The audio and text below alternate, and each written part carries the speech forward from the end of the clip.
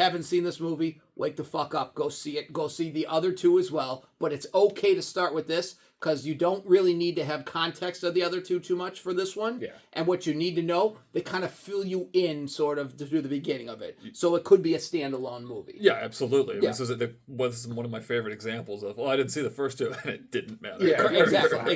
It's not like you're saying Avengers or Star Wars or anything like that. Kind of like a Hot Shots Part 2. Yes, exactly. Doesn't matter that you hadn't seen the first one. And that's also that same kind of humor. So, for context, Frank is going undercover. He had retired. He's now coming back to work to try to crack a case. Really the only oversight you need. And the scene takes him to a sperm bank where the person he's working, or where the person he's trying to find, works there. And of course, late or early 1990s, late 1980s in terms of that style of humor, he tries to go undercover, and we're at a sperm bank, so naturally it's funny. So he's going into a room to jerk off, so he needs to give a sperm sample. And one of the receptionists goes to him, do you need a film? An adult film. An adult movie. Do you have Dances with Wolves? Lady and the Tramp. Oh, do you have Dances with Wolves? Rocketeer. Lady and the Tramp.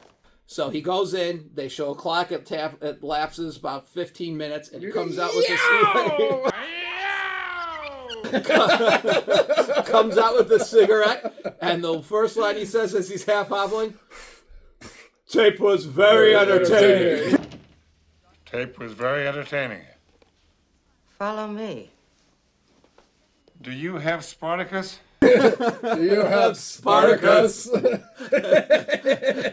can do a 1 to 2 in it, but the quote we have in the earmarks is, tape was very entertaining. Tape was very entertaining. And I think Leslie Nielsen is one of the only people who can deadpan that in his tone of voice, the way he says it. It's just conniption every time. The context I didn't every time. Context I didn't pick up on until watching it recently was that he goes in there without the tape to just do it on it by himself.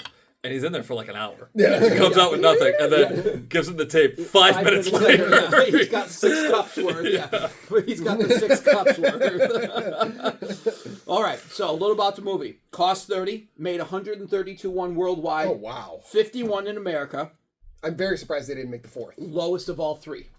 Still, I mean, when you go 31-30, you think with $100 million over, you would... We'll get to the imdb about it there, which I thought was kind of cool, and it makes sense the more you see the cuts there. So, still did well. Again, it was by far the made the least amount of money of all 3, but was still successful. And when you add the worldwide and then distribution, like the way we found it. Did 2 make more than 1? 2 made more. No, 1 made more than 2. Yeah, 2 so did well. Yeah, just did that. Which is typical for correct. sequels, I would think. Exactly. So, subcategory 1, we talk about the good, the bad, and the ugly about it. And again, for you young folks, the good, the bad, and the ugly is a movie. So we subcategorized it. So, my opinion, is it the best of the 3? I think it's the best of the 3, or is it, again, the whole point of this podcast, it's the best of the 3 for us. Quotables, best of the 3. Not even close. Like, best, like, comedy movie, like, I get how people are, the first one is classic and must kill. The Queen. I must kill the Queen. Like, I get it. That was also breaking. That was also Landbreak. Yeah. That has the biggest one-liner. It's Enrico Palazzo! It's Enrico Palazzo! But I still...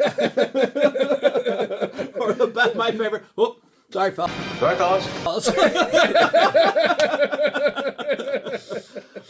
So I think that was more groundbreaking. This, to me, is far more quotable. Like, we could go on for an hour just of warning track quotes about what this is. Like, I don't even need, like, the quotes. It just like the beginning with O.J. Simpson. Yep. My baby!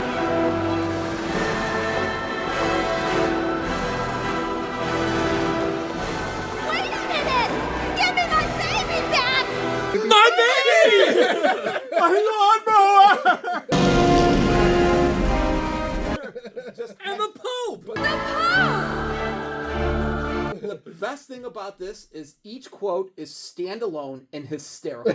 There's no real Marco Polo with it, except for 1 or 2, which we'll get to. But the quotes with this is the best. It's maybe not the best done. I think it parodies the most movies well, and for me, it's the most entertaining. Yeah. Like all 3 are on. I'd watch this twice before maybe even considering the first or second one. Again, nostalgia, but I would hands down watch 3 Yeah. first. Yeah. All 3 are fucking hilarious. Yes, all 3 are like, hilarious. Can't go wrong with any of them.